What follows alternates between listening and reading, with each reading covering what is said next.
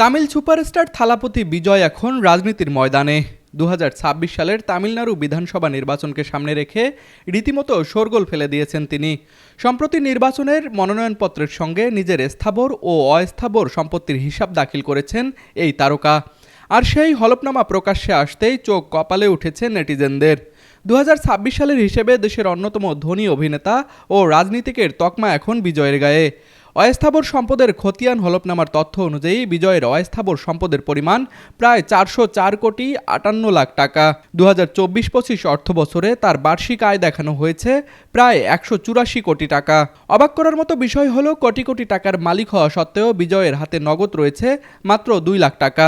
রংপুর শহরে নিরিবিলি ও মনোরম পরিবেশে অবস্থিত রংপুর গ্রুপের প্রিমিয়াম আবাসন প্রকল্প আনন্দ সিটিতে নগদ মূল্য ও সহজ কিস্তিতে প্লট এবং কন্ডোমিনিয়াম অ্যাপার্টমেন্ট বিক্রয় চলছে। তবে তার বিভিন্ন ব্যাংক অ্যাকাউন্টে জমা রয়েছে পাহাড় সম অর্থ, যার পরিমাণ প্রায় 320 কোটি টাকা।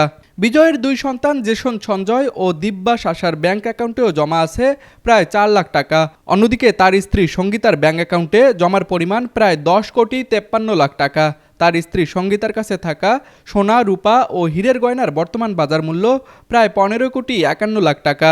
সম্পদের পাহাড়ের পাশাপাশি অন্যকে ঋণ দেওয়ার ক্ষেত্রেও বেশ উদার থালাপতি বিজয়। তিনি মোট 76 কোটি টাকা ঋণ দিয়েছেন। এই ঋণের গ্রহীতাদের তালিকায় রয়েছেন তার বাবা এস.এ. চন্দ্রশেখর ও মা শোভা চন্দ্রশেখর। এমনকি নিজের স্ত্রী ও সন্তানদেরও মোটা অঙ্কের টাকা ঋণ দিয়েছেন এই মেগা স্টার।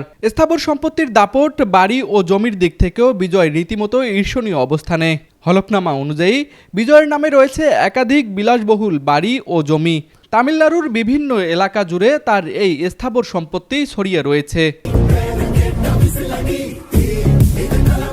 তুষার আচার্য, বিনোদন ডেস্ক, RCTV।